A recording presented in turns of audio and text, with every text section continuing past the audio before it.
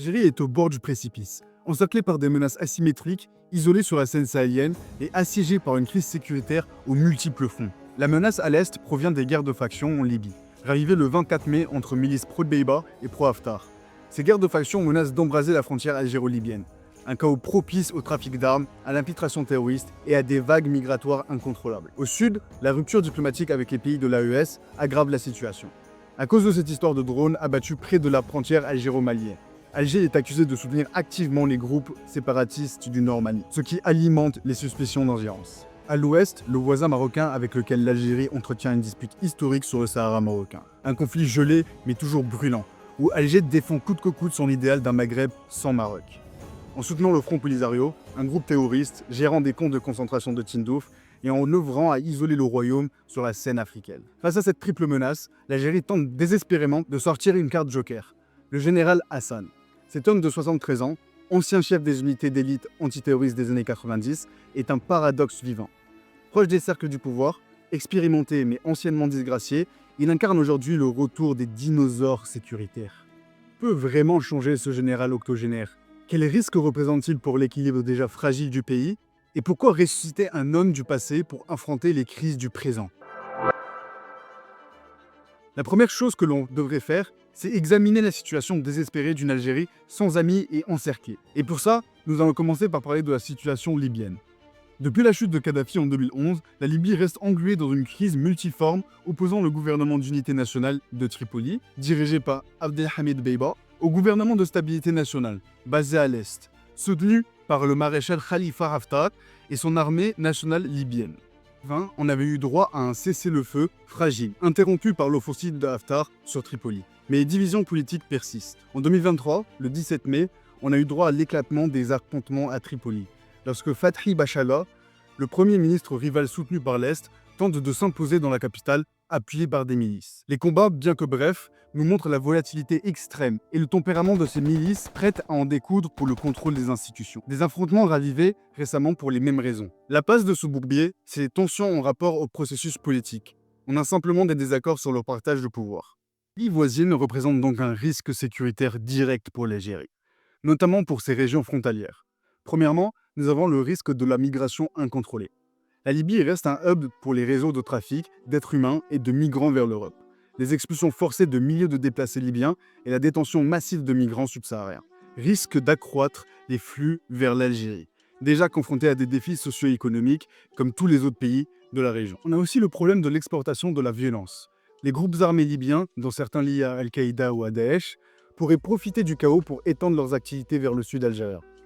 Les trafics d'armes alimentent déjà l'insécurité au Sahel, menaçant directement l'Algérie. Bien alors à la question de concurrence des puissances régionales. L'Algérie, qui soutient discrètement le GNU et prône une solution inclusive, se heurte à l'Égypte de Sisi, alliée à Haftar et à l'ANL. Cette rivalité transforme la Libye en un théâtre de guerre par procuration. L'Égypte voit en Haftar un rempart contre l'islam politique et un moyen de sécuriser sa frontière ouest.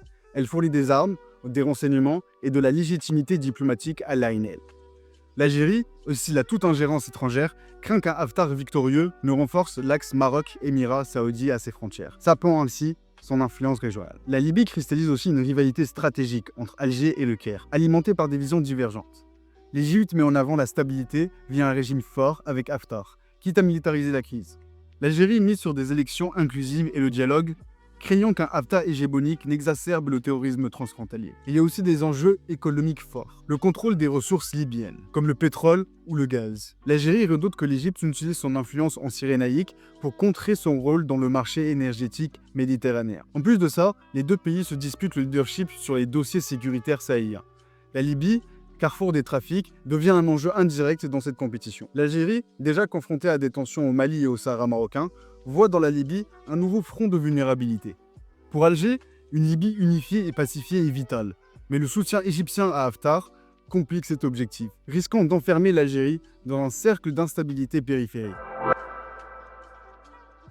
La crise diplomatique entre l'Algérie et l'AES atteint son paroxysme en avril 2025, après la destruction d'un drone malien par l'armée algérienne. Cet incident cristallise des tensions latentes sur la gestion sécuritaire du Sahel et révèle un réalignement géopolitique régional défavorable à Alger. Et tout ça alors que l'Algérie tient le rôle traditionnel de médiateur au Sahel. Pourtant, son approche repose sur les confinements de conflits hors de ses frontières. Une approche contre-productive qui ne sert à personne en dehors d'Alger. C'est donc le Mali qui accuse Alger de servir de base arrière au front de libération de l'Azawad, notamment après la reprise des hostilités à Kidal en 2023. Les autorités maliennes pointent des livraisons d'armes via la frontière algéro-malienne. Pour Alger, maintenir une instabilité contrôlée au Sahel évite la propagation des groupes armés vers le sud algérien. À travers tout ça, on a un calcul sécuritaire. En tolérant des groupes non étatiques au nord Mali, Alger affaiblit Bamako et justifie son rôle de gardien régional, tout en évitant un front terroriste à ses portes. À un moment, il faut m'expliquer quel niveau de crédulité il faut pour ne pas voir clairement le soutien algérien à tous ces groupes séparatistes. Et je demande aux Algériens qui vont voir la vidéo de le justifier. Bref, ces tensions amènent à une rupture des relations entre tous ces pays et ça donne l'opportunité à l'axe marocaine de se placer comme alternative. De côté, le Maroc capitalise sur la crise pour isoler Alger, au travers d'un soutien diplomatique à l'AES et le renforcement des alliances économiques, notamment avec la proposition de corridors logistiques vers le Sahel. La stratégie du Maroc est celle d'une approche mesurée et efficace, qui repose sur l'encerclement et l'utilisation de contrepoids. Alger instrumentalise le Front Polisario pour déstabiliser le Sahara marocain, donc en soutenant l'AES, le Maroc contrecarre l'influence algérienne tout en se positionnant comme alternative crédible face à l'Algérie. Les conséquences pour l'Algérie est l'isolement et la perte d'influence. Autre signe de la perte d'influence d'Alger est le statut militaire du Front Polisario. Affaibli par des décennies de conflits, maintient une résistance symbolique depuis la reprise des hostilités en 2020. Le conflit le plus contre-productif du continent africain, créé de toutes pièces par l'Algérie. Donc vraiment, on remercie l'Algérie, un très bon voisin. Sa position d'État est l'une de refus catégorique d'ingérence. Et pendant ce temps, ça va créer des ingérences partout où ça met son nez. Pendant ce temps, le Maroc et la Mauritanie renforcent leur partenariat pragmatique à travers des projets de collectivités régionales, comme l'Initiative Atlantique et des accords routiers discrets. Une croissance des échanges économiques triplée depuis 2020 et une neutralité mauritanienne qui reconnaît le RAST sans soutenir le Polisario, préservant ainsi de relations apaisées avec Rabat. Et c'est dans ce contexte urgent que l'Algérie fait appel à un homme, au général Hassan.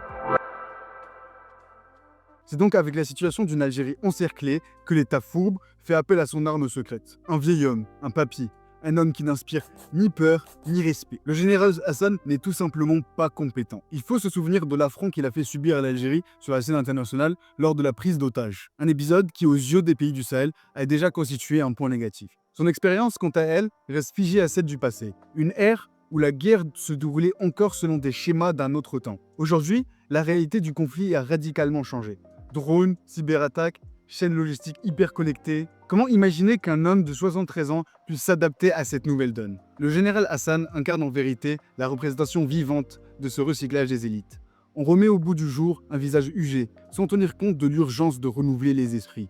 Et tandis qu'il continue d'imposer sa vision archaïque, c'est la jeunesse qui en pâtit. Ses voix s'éteignent dans la répression, étouffées par un appareil qui refuse de croire en l'avenir. Là où se ferment les portes, naît l'injustice. Là où l'on muselle l'espoir des jeunes, la nation se prive de son souffle.